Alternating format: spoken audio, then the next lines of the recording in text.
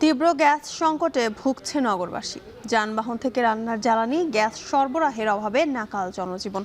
অন্যদিকে সিএনজি না পেয়ে সড়কে কমেছে যানবাহন। বিস্তারিত জানাতে আরামবাগ থেকে যুক্ত হচ্ছে নাতিক মেজবাহ লগ্ন। গেল ৮ দিন ধরে গ্যাস সংকটে রাজধানীর কয়েক বাসায় জ্বলছে না চুলা, সেই সাথে ফিলিং স্টেশনে মিলছে না সিএনজি। সবকিছু মিলিয়ে পরিস্থিতি কেমন দেখছেন? দুঃখিত যুক্তিকা, আমি আসলে আরামবাগেই ছিলাম, তবে এই মুহূর্তে আমি চলে এসেছি মগবাজারে। আসলে মগবাজারে আমরা এর আগে আরামবাগে যখন ছিলাম তখন দেখেছি যে কয়েকটি ফিলিং স্টেশন ছিল গ্যাসের, সবগুলোই বন্ধ। এই জন্য আমরা লম্বা সারি দেখতে আসলে মূলত এই মগবাজারে এসেছি। এখানেও দেখলাম লম্বা একটি সারি, অর্থাৎ মগবাজার মোড়ে যে সিএনজি ফিলিং স্টেশনটি রয়েছে এটি কিন্তু আশেপাশে যে সড়কগুলো রয়েছে প্রায় 1 কিলোমিটারেরও বেশি লম্বা সড়ক ধরে যারা আসলে চালকরা ছিলেন তারা আসলে জ্বালানি গ্যাস সংগ্রহ করছেন সেটি আমরা দেখছিলাম। এবং জানিয়ে রাখতে চাই, কিছুক্ষণ আগেই চালকদের সাথে আমার কথা হয়েছে, তারা স্পষ্টভাবেই জানিয়ে দিয়েছেন যে এই যে পাম্প বা ফিলিং স্টেশন অবধি আসতে তাদের সময় লেগেছে 5 থেকে 6 ঘন্টা। একদম ভোরে এসে দাঁড়িয়েছেন, তো অনেক অপেক্ষার পরেও এখন কিন্তু তারা এখানে আসতে পেরেছেন, এমনটি আমাদেরকে জানিয়েছেন। আরেকটি বিষয় জানিয়ে রাখতে চাই, এই প্রভাবটা কিন্তু সবখানেই পড়েছে। আজকে সড়কে যানবাহনের চাপ কিছুটা কম, স্বাভাবিকভাবে আমরা দেখেছি খুব একটা তড়িঘড়ি করে কোনো যে গাড়ি যাচ্ছে এমনটা নেই, কারণ যেহেতু জ্বালানির একটা সংকটের জায়গায় তৈরি হয়ে গেছে।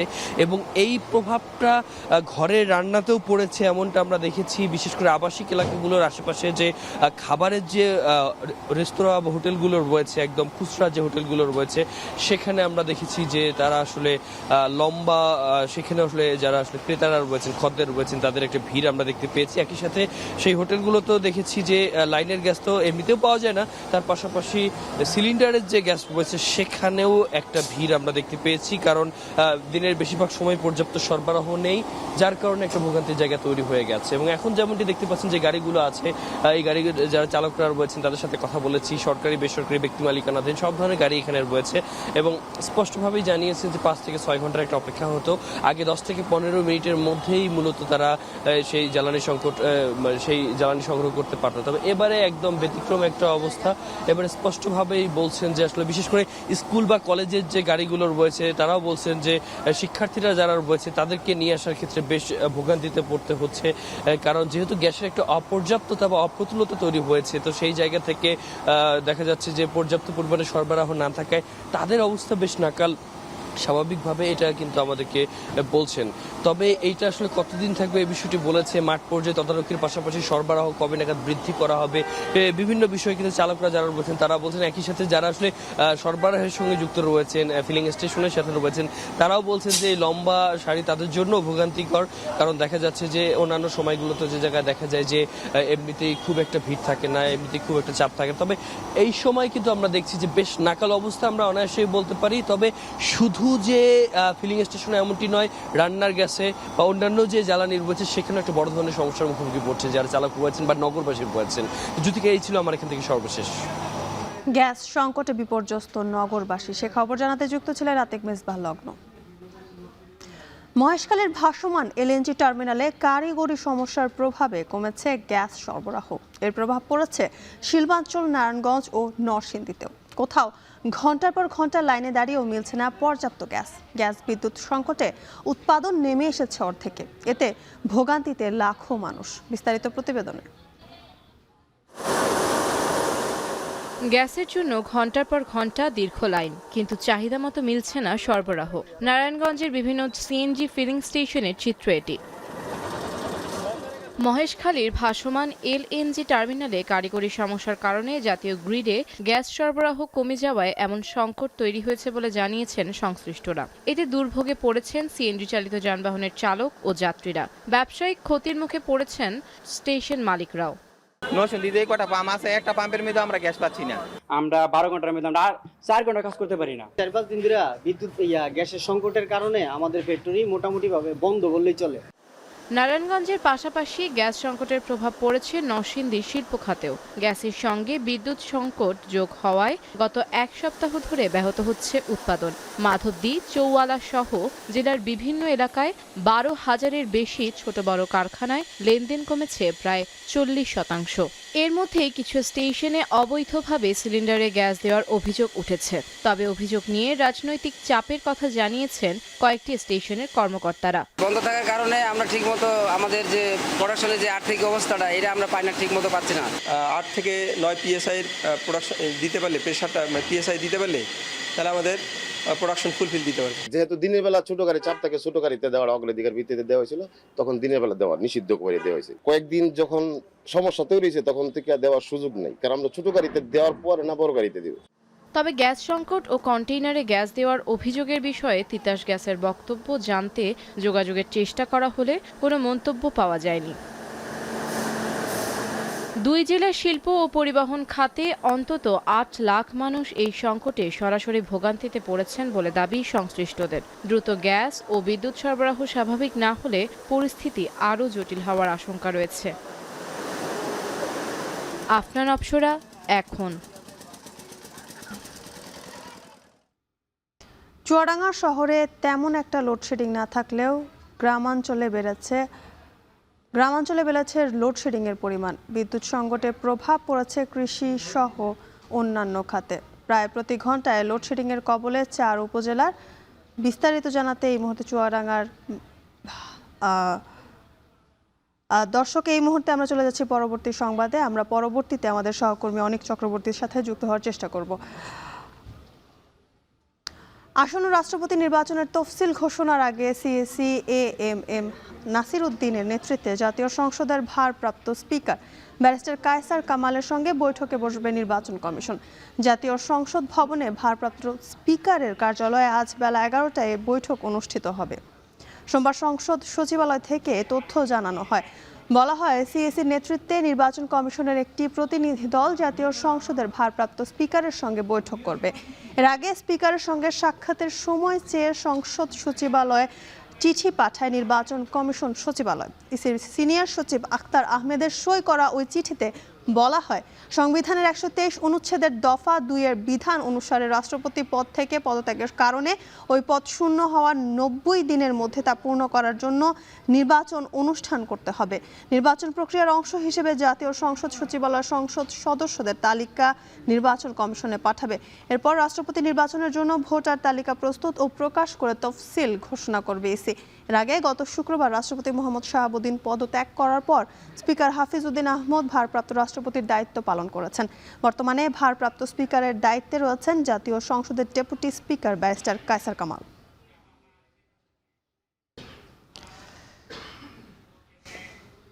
আজই বঙ্গভবনে উঠছেন ভারপ্রাপ্ত রাষ্ট্রপতি হাফিজ উদ্দিন আহমদ বীর বিক্রম। সেখানে আছেন সহকর্মী আরিফ হোসেন। সরাসরি চলে যাব তার কাছে। আরিফ, বঙ্গভবনে কখন আসবেন ভারপ্রাপ্ত রাষ্ট্রপতি? নিরাপত্তা ও প্রস্তুতি সম্পর্কে জানাবেন, কেমন দেখছেন সেখানকার পরিস্থিতি? যুথিকা, উনি 12টার দিকে এখানে আসার কথা রয়েছে। আমরা রাষ্ট্রপতির যে মিডিয়া সেল রয়েছে তাদের মাধ্যমে জানতে পেরেছি যে আজকে হাফিজউদ্দিন, যিনি ভারপ্রাপ্ত রাষ্ট্রপতি হিসেবে দায়িত্ব পালন করছেন, তিনি 12টার দিকে অফিসে আসবেন এবং অফিস করবেন, কারণ তিনি থাকবেন কিন্তু সংসদ ভবন এলাকায়। আপনি দেখতে পাচ্ছেন আমার পিছনে যে ব্যারিকেড রয়েছে, অর্থাৎ তার নিরাপত্তার ক্ষেত্রে কিন্তু ন্যূনতম কোনোভাবেই পিজিআর ছাড় দিচ্ছে না এবং সব ধরনের বলয় বেষ্টনী কিন্তু এখানে রাখা হয়েছে। আমরা এই মুহূর্তে আপনি দেখতে পাচ্ছেন এই সামনে যে ব্যারিকেড রয়েছে সেই ব্যারিকেডের বাইরে কিন্তু ভেতরে কাউকেই, সাধারণ মানুষ থেকে শুরু করে কোনো মিডিয়া কর্মী কাউকেই যেতে দেওয়া হচ্ছে না। এছাড়া আশপাশের যে বলয় রয়েছে সব কিছুর থেকে সাদা পোশাকে যেমন আইনশৃঙ্খলা রক্ষাকারী বাহিনী রয়েছে, তেমনি তার পিজিআরের দায়িত্বে যারা রয়েছেন পুরো এলাকাটি মনিটরিংয়ের মধ্যে তারা রেখেছেন। যদিও ভারপ্রাপ্ত রাষ্ট্রপতি হিসেবে তিনি 3 মাস দায়িত্ব পালন করবেন, এরপরে পরবর্তী বাংলাদেশের রাষ্ট্রপতি কে হবে সে বিষয় নিয়ে বিভিন্ন মহলে কিন্তু একটি আলোচনা রয়েছে।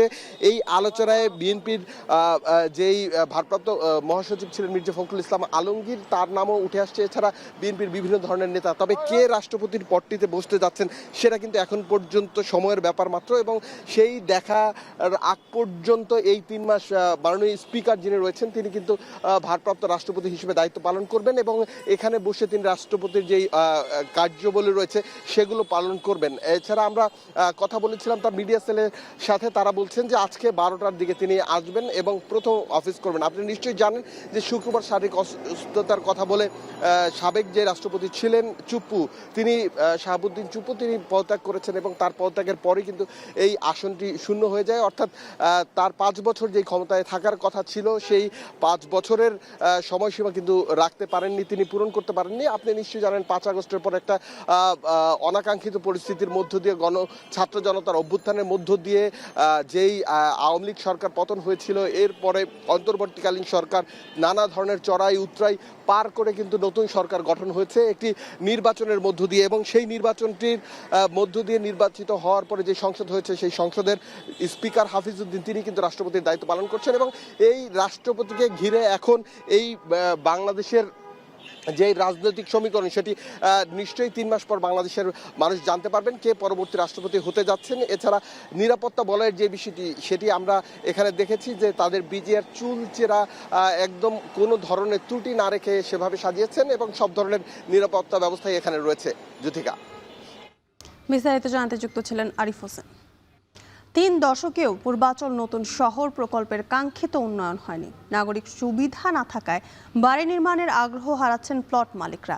21,000 প্লট হস্তান্তরের বিপরীতে গড়ে উঠেছে মাত্র 3 শতাধিক বাড়ি বা স্থাপনা।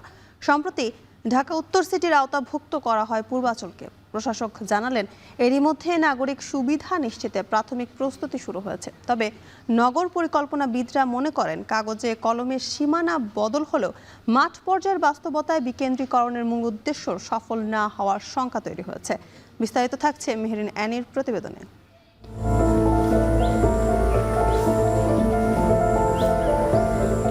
31 বছরে হস্তান্তর হয়েছে 21,000 প্লট, অথচ নির্মাণ কাজ শুরু হয়েছে মাত্র 3 শতাধিক প্লটের।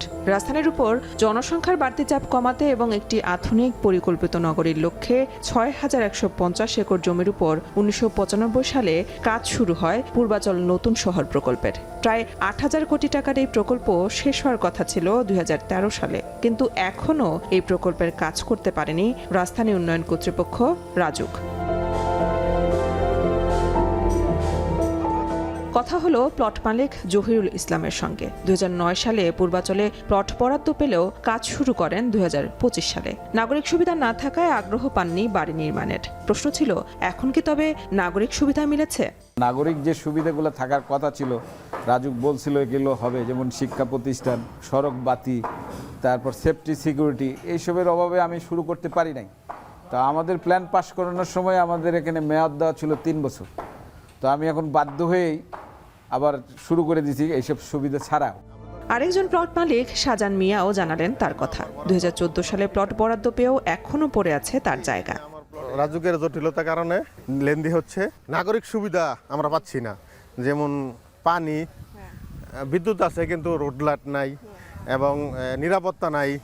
পরিকল্পনা অনুযায়ী পূর্বাচলের 30টি সেক্টরের আবাসিক প্লটের বেশিরভাগেরই নেই সীমানা প্রাচীর।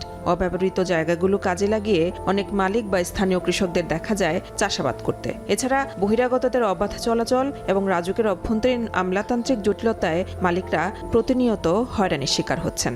এখানে হলো গ্যাসের সমস্যা, বাজারের সমস্যা, যাতায়াতের গাড়ির সমস্যা। আজ আবার 4 বছর বাড়ি করছি, কিন্তু এখনো স্কুল কলেজের কোনো খবরই নাই। এই যে অবস্থা তারা কেউ দেখাও না। আমরা মনে হচ্ছে যে পূর্বাচল নতুন শহরে আছি, কিন্তু না, আমরা এখন একটা গ্রামের পরিবেশে আছি।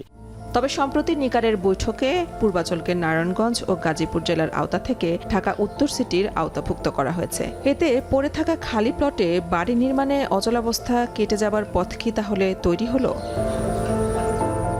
ঢাকা উত্তর সিটি কর্পোরেশনের প্রশাসক জানালেন এরই মধ্যে নাগরিক সুবিধা নিশ্চিতে ইতোমধ্যে রাজুকের সাথে সমন্বয় করে প্রাথমিক রূপরেখা ও প্রস্তুতি শুরু করেছে তারা। আমরা রাজুক সহ বসে একটা সিদ্ধান্ত নিয়ে অপারেশনে চলে যাব। সেখানে আমাদের প্রশাসনিক ভবন থাকবে, জোনাল অফিস থাকবে। যখন কাজগুলো শুরু হয়ে যাবে তখন যারা এখানে প্লট মালিকরা যারা আছেন তারা নিজ উদ্যোগেই দেখবেন সেখানে কাজ শুরু করে দিবে। হয়তোবা তারা রাজুকের কাছে আবেদন করে একটা সময়সীমা নির্ধারণ করতে পারে।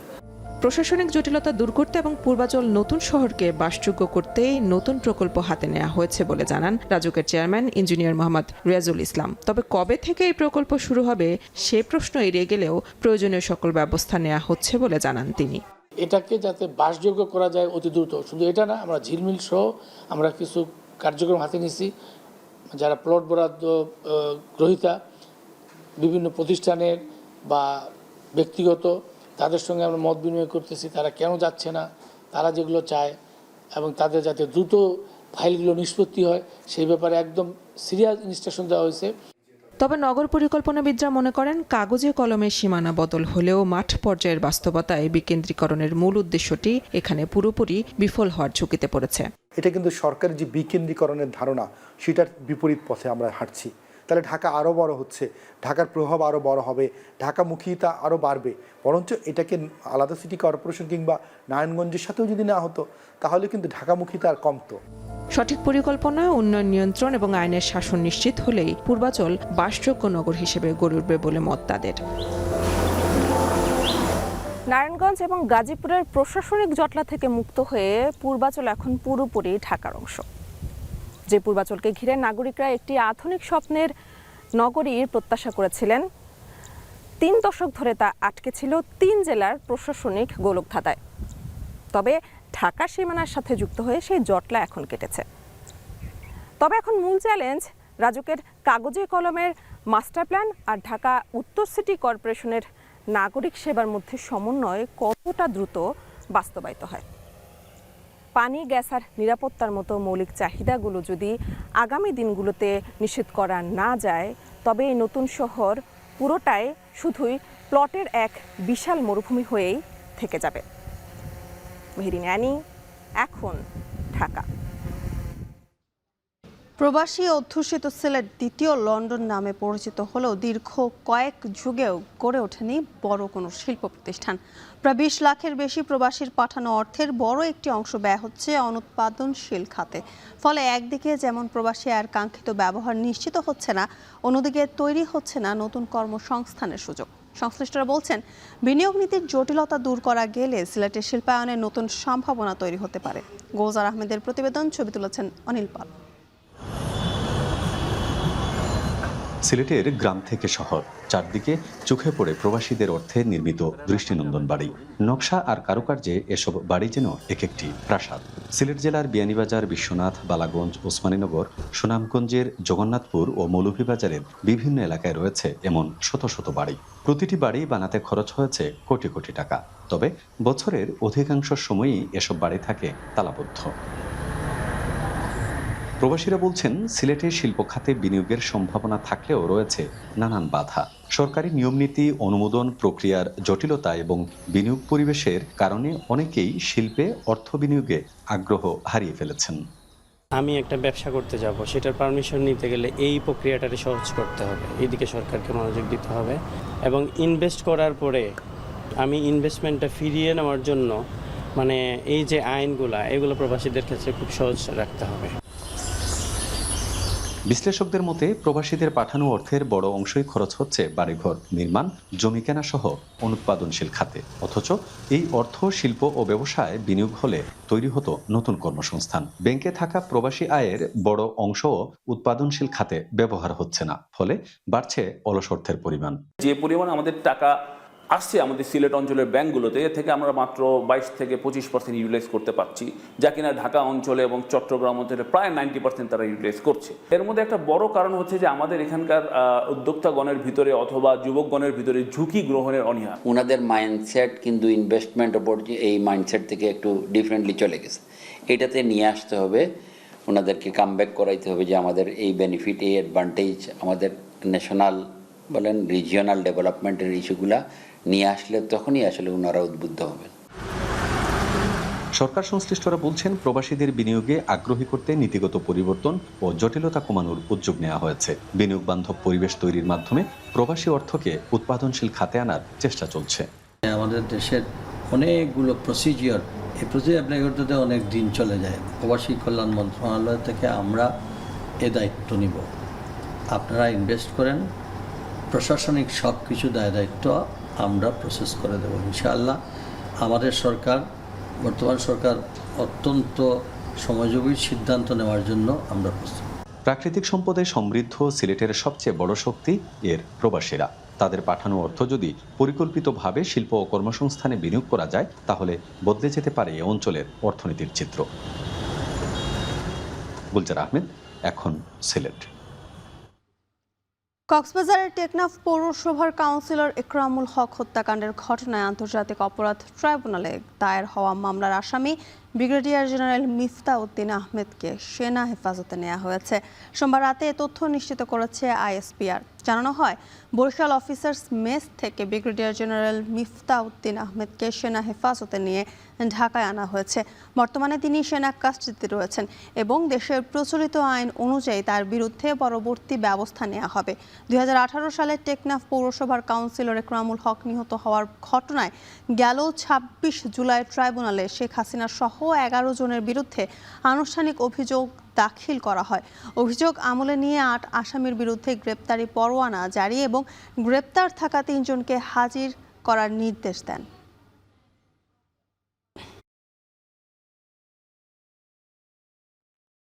তিন শর্তে মগবাজারের আদ্দিন হাসপাতালের লাইসেন্স ফেরত দিল স্বাস্থ্য অধিদপ্তর। তবে এই শর্ত ভাঙলে আবারও ব্যবস্থা নেবে সরকার। এদিকে লাইসেন্স ফিরে পেয়ে সরকারের প্রতি কৃতজ্ঞতা জানিয়েছে কর্তৃপক্ষ। একই সঙ্গে সেবার মান আরও বাড়ানোর প্রতিশ্রুতি দিয়েছে তারা। আজ থেকেই পুরোদমে চালু হবে হাসপাতালের কার্যক্রম। আরও জানাচ্ছেন সানি মৃধা। গেল 27 মে মগবাজারে আদ্দিন হাসপাতালে এসির গ্যাস লিকেজ হয়ে 6 নবজাতক শিশুর মৃত্যুর ঘটনা ঘটে, যে সংবাদটি সবার হৃদয়ে দাগ কাটে। সে সময় মারা যাওয়া 6 নবজাতকের বয়স ছিল 1 থেকে 2 দিন। তারা সবাই ছিল হাসপাতালের পোস্ট অপারেটিভে। আর সন্তান হারানো পরিবারগুলোর অভিযোগ ছিল হাসপাতাল কর্তৃপক্ষের অবহেলার কারণেই মৃত্যু হয় 6 নবজাতকের। মৃত্যুর কারণ উদ্ঘাটনে 2টি আলাদা তদন্ত কমিটি গঠন করে মন্ত্রণালয়। গেল 4 জুন তদন্ত প্রতিবেদনে হাসপাতাল কর্তৃপক্ষের অনিয়ম, অব্যবস্থাপনা ও অবহেলার প্রমাণ মিলে। ঘটনার সময় কর্তব্যরত চিকিৎসক ও নার্সদের দায়িত্বহীনতা এবং রোগীদের জন্য প্রয়োজনীয় সহায়ক পরিবেশ না থাকার কারণে এই মর্মান্তিক ঘটনা উঠে আসে প্রতিবেদনে। পরে 11 জুন হাসপাতালটিতে স্বাস্থ্যসেবার অনুপযোগী অভিযোগ এনে আদ্দিন হাসপাতালের লাইসেন্স বাতিল করে স্বাস্থ্য অধিদপ্তর। তবে এই সিদ্ধান্তের 1.5 মাস পর ফের লাইসেন্স ফিরে পেল হাসপাতালটি। লাইসেন্স ফেরত দিতে 3টি শর্ত জুড়ে দিয়েছে স্বাস্থ্য অধিদপ্তর, যেখানে বেসরকারি হাসপাতাল পরিচালনায় 1982 সালের নির্দেশনা মোতাবেক প্রতিষ্ঠানটি পরিচালনা করতে হবে। একই সাথে ডিউটি ডাক্তার ও নার্স নিয়োগের পরীক্ষা দ্রুত শেষ করতে হবে। আর যদি কর্তৃপক্ষ শর্ত পালনে ব্যর্থ হয় তাহলে ফের ব্যবস্থা নেবে সরকার। এদিকে লাইসেন্স ফেরত পেয়ে সরকারের প্রতি কৃতজ্ঞতা প্রকাশ করে কর্তৃপক্ষ। পাশাপাশি রোগীদের আস্থা অর্জন করে সেবার মান আরও এগিয়ে নেওয়ার ব্যাপারেও আশাবাদ ব্যক্ত করেন হাসপাতালের এই পরিচালক। এবং আমরা বলেই থাকি যে আমরা রোগীদেরকে কমফোর্ট দিতে চাই। দ্যাট মিনস যে এখানে যে রোগীরা আসবে তারা যেন এখান থেকে এমনটি যেন কখনো না হয় যে টাকা পয়সা নাই, রোগী সেবা না নিয়ে চলে যাবে। এছাড়া ভেন্টিলেটর ব্যবস্থারও উন্নতি করা হয়েছে বলে জানান পরিচালক। তবে কবে থেকে হাসপাতাল পুনরায় চালু করা হবে সেটা কর্তৃপক্ষের সাথে আলোচনা করে জানানো হবে। বাইরে থেকেও অনেক ডেলিভারি হওয়ার পরে অসুস্থ বাচ্চা যদি থাকে তাদেরকে নিয়ে আমাদের এই হাসপাতালে আসে। সানি মৃধা, এখন, ঢাকা। সিলেট বিভাগে নতুন করে হাম রোগী শনাক্ত না হলেও মৃত্যুর সংখ্যা বাড়ছে। এ পর্যন্ত সিলেটের সন্দেহভাজন ও নিশ্চিত হাম মিলিয়ে মোট মৃত্যুর সংখ্যা দাঁড়িয়েছে 108 জনে। বিস্তারিত জানাতে সিলেটের শহীদ শামসুদ্দিন আহমদ হাসপাতাল থেকে যুক্ত হচ্ছেন সহকর্মী গোলজার আহমেদ। গোলজার, জানাবেন সিলেট বিভাগের হাম পরিস্থিতি নিয়ে কি দেখছেন সেখানের অবস্থা এবং হামের উপসর্গে আজ কেউ মারা গিয়েছে কিনা?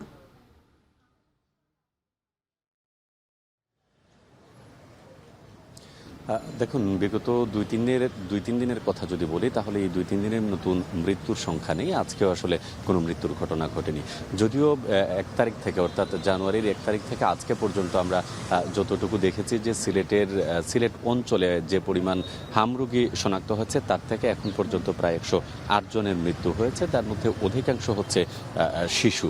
যদিও সংশ্লিষ্ট চিকিৎসক যারা আছেন তারা বলছেন যে সকল শিশু মারা যাচ্ছে তাদের অধিকাংশের ক্ষেত্রেই হামের পাশাপাশি অন্যান্য জটিল রোগ থাকার কারণে আসলে পারা যাচ্ছে না। অনেকে শারীরিকভাবে দুর্বল থাকেন কিংবা জন্মের পরে তাদের যে টিকাগুলো নেওয়ার কথা সেই টিকাগুলো গ্রহণ না করার কারণে দেখা যাচ্ছে তাদের যে স্টেবিলিটি সেটি হাসপাতালে আনতে আসলে শেষ হয়ে যায়।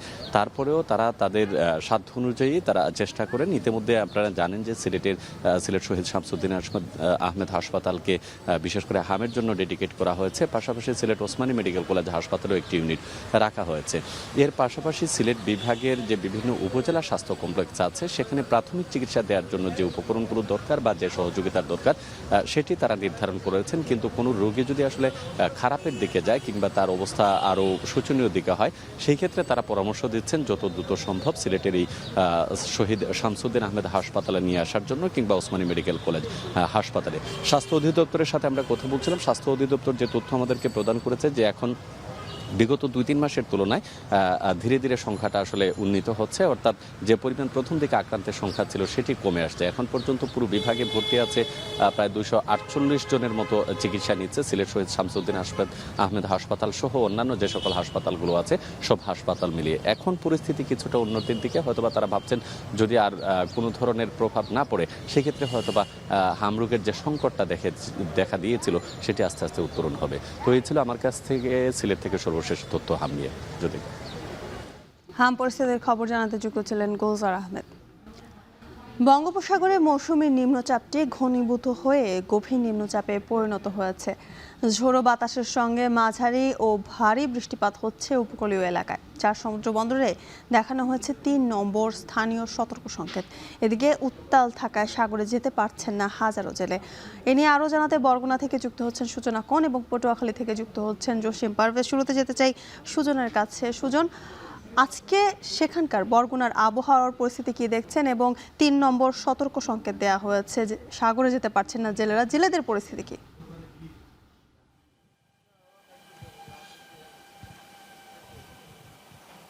জ্যোতিকা, সকাল থেকে কিন্তু মেঘলা আকাশ, তার মধ্যে রৌদ্রোজ্জ্বল পরিবেশ, তার উপর থেমে থেমে বৃষ্টি হচ্ছে সকালে। এই হচ্ছে বরগুনার পরিবেশ এবং সকাল থেকে কিন্তু আমরা খোঁজ নিয়েছি বরগুনার পাথরঘাটা, তালতলি এবং বরগুনা সদরের বেশ কিছু এলাকায় কিন্তু বেশিরভাগ মানুষ কিন্তু জেলে পেশার সঙ্গে জড়িত, যার কারণে এই যে বৈরী আবহাওয়ায় কিন্তু সমুদ্র উত্তাল রয়েছে, যার কারণে এই সব অঞ্চলের যারা সমুদ্রে মাছ শিকার করে তারা কিন্তু এই বৈরী আবহাওয়া কিংবা সমুদ্র উত্তাল থাকার কারণে তারা কিন্তু সমুদ্রে অবস্থান করতে পারছে না। তারা বেশিরভাগ জেলেরাই কিন্তু ইতিমধ্যেই তারা উপকূলে ফিরে এসেছে। বিশেষ করে বরগুনার পাথরঘাটা দেশের দ্বিতীয় বৃহত্তম মৎস্য অবতরণ কেন্দ্র রয়েছে, সেখানে কিন্তু প্রতিদিন কিন্তু শত শত ট্রলার কিন্তু এখানে এখন আপনাকে জানিয়ে রাখি এখন কিন্তু ইলিশের ভরা মৌসুম, অর্থাৎ এই সময়টায় কিন্তু প্রতি বছর কিন্তু জেলেরা অপেক্ষা করেন এই সময়টার জন্য, যা এই সময়টায় কিন্তু তারা বেশি পরিমাণে ইলিশ শিকার করেন এবং এই ইলিশের যেই অর্থনীতি সেই অর্থনীতি কিন্তু জেলেদের মূল সারা বছরের চলার কিন্তু একটি চালিকা শক্তি হয়ে দাঁড়ায়। অর্থাৎ তারা যে সারা বছর ধার দেনা কিংবা ঋণে জর্জরিত হন সেটি কিন্তু এই সময়টায় মাছ শিকার করে সেই ধার দেনা পরিশোধ করেন। কিন্তু এই বারবার বৈরী আবহাওয়া, অর্থাৎ গত 15 থেকে 18 দিন পর্যন্ত কিন্তু এই যে বৈরী আবহাওয়া, তার আগে কিন্তু গত মাসে শেষ হয়েছে দীর্ঘ 58 দিনের নিষেধাজ্ঞা। তারপরেই কিন্তু জেলেরা আশা করছিলেন যে পর্যাপ্ত ইলিশ তারা শিকার করবেন এবং তাদের ধার দেনা পরিশোধ করবেন, কিন্তু এই যে বৈরী আবহাওয়ার কারণে তারা কিন্তু সমুদ্রে অবস্থান করতে পারছে না। জেলা ট্রলার মালিক সমিতির পক্ষ থেকেও জানানো হয়েছে যে যারা সমুদ্রে এখনও অবস্থান করছে তাদের কিন্তু খুব দ্রুত উপকূলে ফিরে আসার জন্য বলা হয়েছে। আপনাকে জানিয়ে রাখি যে গত সপ্তাহের আগের সপ্তাহ অর্থাৎ 10 থেকে 12 দিন আগে কিন্তু বরগুনার তালতলির একটি ট্রলার কিন্তু সমুদ্রে কিন্তু গিয়ে 18 জন জেলে নিয়ে ডুবে যায় এবং সেই ট্রলারে থাকা 16 জনকে উদ্ধার করা হলেও কিন্তু একজনের মৃতদেহ উদ্ধার করা হয়েছে এবং বাকি একজনের মৃতদেহ কিন্তু এখনও উদ্ধার করা হয়নি, যার কারণে ট্রলার মালিক সমিতির পক্ষ থেকেও কিন্তু আতঙ্কিত যারা জেলেরা রয়েছে তারা যেন আতঙ্কিত না হয়, যার কারণে এবং দুর্ঘটনার শিকার যাতে না হয় তার কারণে কিন্তু তাদের উপকূলে ফিরে আসার জন্য বলা হয়েছে। এই ছিল আমার কাছে বরগুনা থেকে সবশেষ। যেতে চাই পটুয়াখালীতে জসিমের কাছে। জসিম, আবহাওয়া অধিদপ্তর কি বলছে, কতদিন থাকতে পারে এরকম পরিস্থিতি? জ্যোতিকা, আবহাওয়া অধিদপ্তরের সঙ্গে আমরা যোগাযোগ করেছি, তারা জানিয়েছে যে আর 2 থেকে 3 দিন সর্বোচ্চ এমন বৈরী আবহাওয়া থাকতে পারে, তবে সেটি উড়িষ্যা অঞ্চল আজকে আঘাত হানতে পারে। গভীর নিম্নচাপটি আঘাত হানার পরেই কিন্তু বোঝা যাবে যে এখানে এর পরবর্তী যে ধাপ রয়েছে সে ধাপে কি বৃষ্টিপাত বেশি হবে না ঝড়ো হাওয়া আরও বাড়বে। তো এখন আমি যে পরিস্থিতি আপনাকে জানাচ্ছি যদি দর্শকদের উদ্দেশ্যে বলতে চাই, গুগল ম্যাপ অনুসারে যদি আপনি ধারণা করেন তাহলে কিন্তু পটুয়াখালী জেলার কলাপাড়া হচ্ছে একদম সমুদ্র অতি নিকটবর্তী, আর সে কারণে সমুদ্র উত্তাল হলেই এই দক্ষিণ অঞ্চলের যে সকল নদ নদী সমুদ্র ফুঁসে ওঠে, আর ফুঁসে ওঠার কারণেই কিন্তু বঙ্গোপসাগরে যে মাছ ধরার যে সকল ট্রলার তারা কিন্তু নিরাপদ আশ্রয়ে ফিরে আসেন। আমরা খোঁজ নিয়ে জেনেছি যে উপকূলীয় অঞ্চলে যে মৎস্য বন্দর আলিপুর, মহিপুর, রাঙাবালি এবং তালতলির যে ফকিরহাট রয়েছে, এ সকল এলাকায় মানে শত শত ট্রলার নিরাপদ আশ্রয়ে কিন্তু রয়েছে। তারা কিন্তু জীবন ও সম্পদ রক্ষার জন্যই তারা ফিরে এসেছেন। আর এখন যেমনটি আমার আগের প্রতিনিধি জানিয়েছেন যে ইলিশের ভরা মৌসুম, তবুও কিন্তু তারা অনেক লোকসানে থাকার পরও কিন্তু জীবন ও সম্পদ রক্ষার্থেই তারা তীরে ফিরে এসেছেন, এমনটি আমরা জানতে পেরেছি। আর আমরা এখন আপনি দেখেন যে আন্দারমানিক নদে কিন্তু এখন কিন্তু ভাটা চলছে, কিন্তু ভাটা অবস্থায় মনে হচ্ছে যেন স্বাভাবিক জোয়ারের চেয়েও 2 থেকে 3 ফুট পানি বেশি রয়েছে, আর নদীও কিন্তু উত্তাল রয়েছে। আর এখানকার যে নদ নদীর যে অবস্থা, সেই নদ নদীর অবস্থায়ও যে নদীকে কেন্দ্র করে যে সকল ক্ষুদ্র জেলে এবং সাধারণ মানুষ যারা জীবিকা নির্বাহ করে, তারা কিন্তু অর্থনৈতিকভাবে একটু লোকসানে পতিত হয়েছে, এমনটি আমরা জানতে পেরেছি। আর আবহাওয়া অধিদপ্তর আরও জানিয়েছে যে এখন কিন্তু পায়রা সমুদ্র বন্দর সহ সকল বন্দরকে 3 নম্বর স্থানীয় সতর্ক সংকেত দেখে যেতে বলেছে। আর এই গভীর নিম্নচাপটি সেটি কেন্দ্রে 48 কিলোমিটার কেন্দ্রে, সেখানে কিন্তু 50 থেকে 70 কিলোমিটার ঝড়ো হাওয়া বয়ে যাচ্ছে এবং তা সমুদ্র সন্নিকট সমুদ্র উত্তাল রয়েছে। আর উত্তাল থাকার কারণে সকল নৌযানকে উপকূলের কাছাকাছি সাবধানে চলাচলের জন্য নির্দেশনা দিয়েছে আবহাওয়া অধিদপ্তর। এই ছিল আমার কাছে সবশেষ। বঙ্গোপসাগরের নিম্নচাপটি গভীর নিম্নচাপে পরিণত হয়েছে, সে খবর জানাতে যুক্ত ছিলেন সহকর্মীরা। সিরাজগঞ্জ পৌর শহরের রহমতগঞ্জে ঐতিহ্যবাহী Sirajganj spinning and cotton mills এখন শুধুই স্মৃতি। একসময় হাজারো শ্রমিকের কর্মচাঞ্চল্যে মুখরিত এই কারখানা সচল রেখেছিল এই অঞ্চলের অর্থনীতির চাকা, কিন্তু নানা সংকট ও অব্যবস্থাপনায় দীর্ঘ 19 বছর ধরে বন্ধ রয়েছে মিলটি। অযত্নে নষ্ট হচ্ছে কোটি কোটি টাকার যন্ত্রপাতি ও সম্পদ। পরিত্যক্ত এই চত্বর এখন পরিণত হয়েছে মাদক সেবীদের আখড়ায়। স্থানীয়দের দাবি, সরকারি উদ্যোগে আবারও চালু করা হোক ঐতিহ্যবাহী এই শিল্প প্রতিষ্ঠান। রিফাত রহমানের প্রতিবেদন, ছবি তুলেছেন ইমরান শেখ।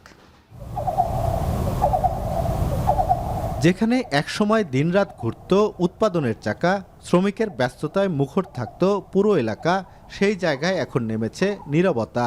সময়ের সাক্ষী হয়ে দাঁড়িয়ে আছে পরিত্যক্ত ভবন আর মরিচা ধরা যন্ত্রপাতি। স্থানীয় তাঁত শিল্পের বিকাশ ও কর্মসংস্থানের লক্ষ্য নিয়ে 1966 সালে প্রায় 23 একর জায়গার উপর প্রতিষ্ঠিত হয় Sirajganj spinning and cotton mills. পরবর্তীতে 1972 সালে জাতীয়করণের পর বাংলাদেশ টেক্সটাইল মিল কর্পোরেশন বিটিএমসির অধীনে দীর্ঘদিন উৎপাদনে ছিল প্রতিষ্ঠানটি। একসময় এই মিল ছিল সিরাজগঞ্জের অন্যতম বড় কর্মসংস্থানের কেন্দ্র, কিন্তু সময়ের সঙ্গে আধুনিকায়ন না হওয়া, পুরনো যন্ত্রপাতি, কাঁচামাল সংকট ও আর্থিক অব্যবস্থাপনায় ধীরে ধীরে লোকসানের মুখে পড়ে প্রতিষ্ঠানটি। ব্যাংক ঋণ সহ নানা দেনার চাপে 2007 সালের জুলাই মাসে বন্ধ হয়ে যায় মিলের উৎপাদন। মুহূর্তে কর্মহীন হয়ে পড়েন প্রায় 2000 কর্মকর্তা কর্মচারী। মিল বন্ধের প্রায় 2 দশক পার হলেও অনেক শ্রমিক এখনও পাননি তাদের পাওনা টাকা। কেউ কেউ পাওনার অপেক্ষায় জীবন পার করেছেন, আবার অনেকেই চলে গেছেন না ফেরার দেশে। এই মিলটা খুব জাঁকজমক ছিল, মিল যখন চালু ছিল খুব জাঁকজমক ছিল। হ্যাঁ, আমরা 800 850 শ্রমিক কর্মচারী কাজ করে গেছি। অনেক কর্মজীবী পেশাজীবী লোক ছিল যারা এখন বেকারত্ব জীবনযাপন করতেছে, অসহায়ত্ব জীবনযাপন করতেছে। যদি এই মিলটা আবার পুনরায় আবার চালু করতো, হাজারো বেকারের সংস্থা এদেরকে কর্মসংস্থান হইতো। স্থানীয় ব্যবসায়ীদের মতে সরকারি বা বেসরকারি উদ্যোগে আধুনিকায়নের মাধ্যমে মিলটি পুনরায় চালু করা গেলে একদিকে যেমন তাঁত শিল্পের কাঁচামালের সংকট কমবে, অন্যদিকে তৈরি হবে নতুন কর্মসংস্থান। তাঁত রিলেটেড কোনো কিছু করলে, নতুন আঙ্গিকে আধুনিক রূপে করলে সিরাজগঞ্জের বেকারত্ব দূর হবে এবং আমাদের পণ্য তৈরি হবে। এই পণ্য তৈরি করে সারা বাংলাদেশে এটা ছড়িয়ে দেওয়া যাবে। এদিকে প্রাইভেট সেক্টরের বন্ধ মিলগুলো চালুর ব্যাপারে মন্ত্রণালয় থেকে নীতিগত সহায়তার কথা জানিয়েছেন বস্ত্র ও পাট প্রতিমন্ত্রী।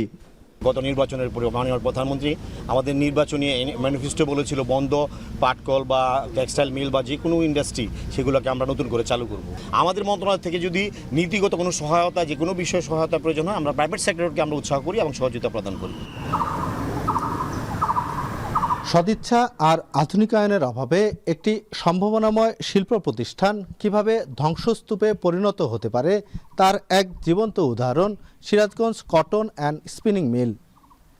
স্থানীয়রা বলছেন, লোকসানের গণ্ডি পেরিয়ে আবারও সরকারি উদ্যোগে মিলটি চালুর ব্যবস্থা করা গেলে স্থানীয় তাঁতিদের সুতোর চাহিদা যেমন পূরণ হবে, তেমনি সচল হবে এই অঞ্চলের অর্থনীতির অবরুদ্ধ চাকা।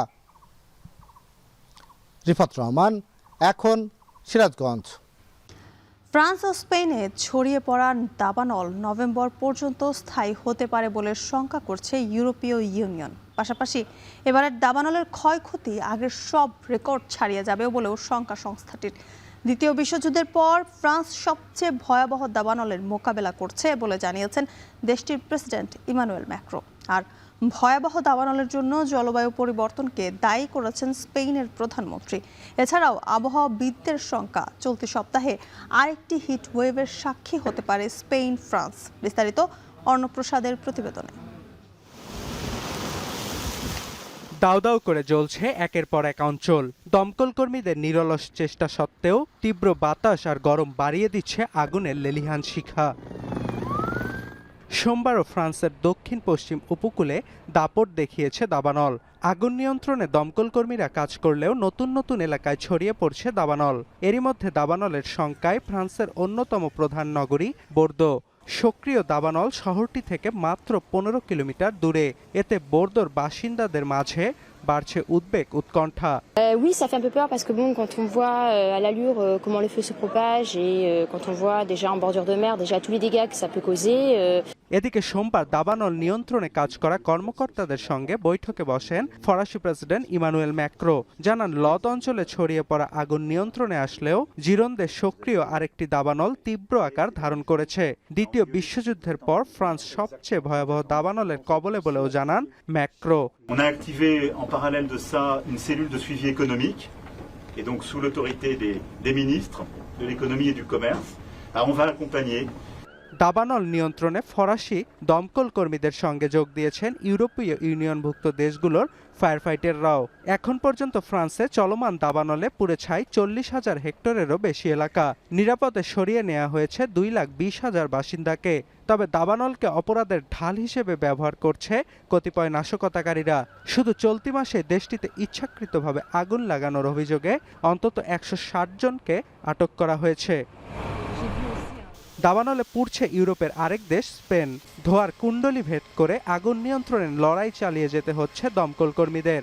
সোমবার স্পেনের স্বরাষ্ট্র মন্ত্রণালয় জানায়, নতুন করে মধ্য স্পেনের মাদ্রিদ, টলেডো ও আভিলা অঞ্চলে দাবানল ছড়িয়ে পড়ায় অন্তত 63,000 বাসিন্দাকে নিরাপদ স্থানে সরিয়ে নেওয়া হয়েছে। 3টি অঞ্চলে কৃষি যন্ত্রপাতি দিয়ে ফসল কাটার কাজও সাময়িকভাবে স্থগিত করেছে কর্তৃপক্ষ। ভয়াবহ দাবানলের জন্য জলবায়ু পরিবর্তনকে দায়ী করছেন স্পেনের প্রধানমন্ত্রী পেদ্রো স্যাঞ্চেজ। তবে ইউরোপের দুই দেশের ভয়াবহ দাবানলের মাঝেই আরেক দফা দুঃসংবাদ জানালো আবহাওয়া দপ্তর। চলতি সপ্তাহে আরেকটি হিটওয়েভের সাক্ষী হতে পারে ফ্রান্স, স্পেন, যা সক্রিয় দাবানল পরিস্থিতিকে আরও ভয়াবহ রূপ দিতে পারে বলে শঙ্কা বিশেষজ্ঞদের। অর্ণপ্রসাদ, এখন বিশ্ব।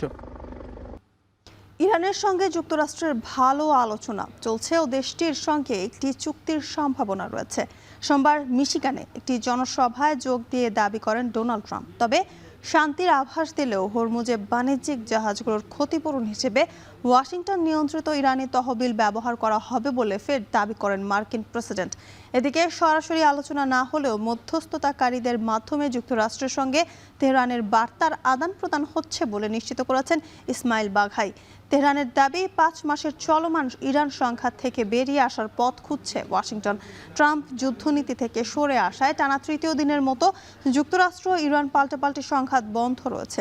আর গেল ফেব্রুয়ারির পর প্রথমবারের মতো ওয়াশিংটন সফরে ইসরায়েলের প্রধানমন্ত্রী বেনিয়ামিন নেতানিয়াহু হোয়াইট হাউসে ট্রাম্পের সঙ্গে বৈঠকে বসবেন তিনি।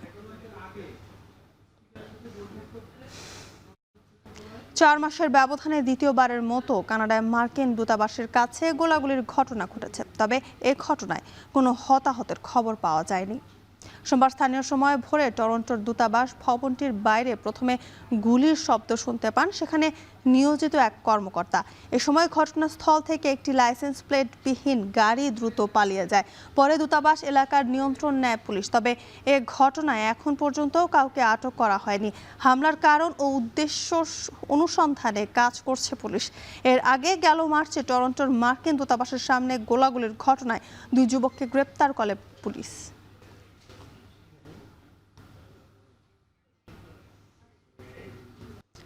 ফুটবল দল বদলে ইংলিশ ডিফেন্ডার জন স্টোনসকে দলে ফেরানোর দ্বারপ্রান্তে ইন্টার মিলান। ফ্রি এজেন্ট হিসেবে ইতালিয়ান এই ক্লাবে যাচ্ছেন এই ডিফেন্ডার।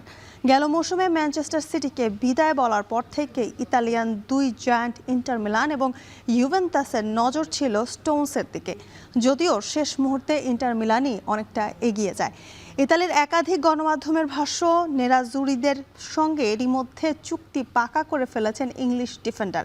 একই দিকে স্টোনসের জাতীয় দলের সতীর্থ জর্ডান হেন্ডারসনের জন্য দৌড়ঝাঁপ করছে চেলসি। ব্রেন্টফোর্ড থেকে এই ইংলিশ মিডফিল্ডারকে দলে ফেরাতে কোনো অর্থই খরচ করতে হচ্ছে না চেলসির।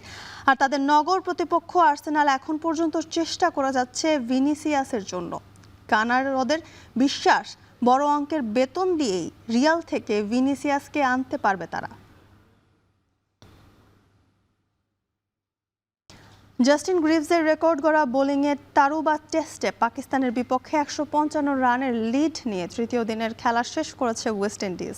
তবে লিড নিয়েও খুব বেশি স্বস্তিতে নেই স্বাগতিকরা। তৃতীয় দিনের শেষে উইন্ডিজদের সংগ্রহ 7 উইকেটে 126 রান। নিজেদের দ্বিতীয় ইনিংসে ওপেনার ত্যাগ নারায়ণ চন্দরপল ছাড়া আর কেউই 30-এর বেশি স্কোর করতে পারেননি। মোহাম্মদ আব্বাসের 3 উইকেট এবং খুররাম শেহজাদের 2 উইকেটের দিনে লিড নিয়েও চাপে থাকতে হচ্ছে ওয়েস্ট ইন্ডিজকে। এর আগে পাকিস্তান নিজেদের প্রথম ইনিংসে অল আউট হয় 282 রানে। ইতিহাসের প্রথম বোলার হিসেবে গ্রিভস টানা 5 ওভারে কোনো রান না দিয়েই উইকেট শিকার করেছেন। পাকিস্তান নিজেদের শেষ 5 উইকেট হারায় 15 রানের ব্যবধানে। তাতেই 29 রানের লিড পেয়ে যায় ক্যারিবিয়ানরা।